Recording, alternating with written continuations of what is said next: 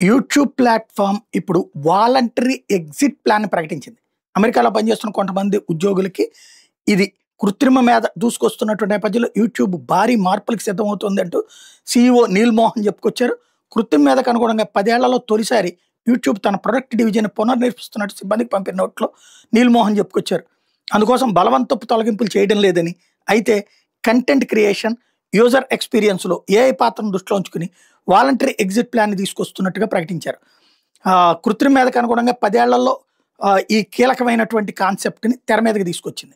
ఇందులో తన సిబ్బందికి రాసిన నోట్‌లో నీల్ మోహన్ యూట్యూబ్ జర్నీని ప్రస్తావించారు.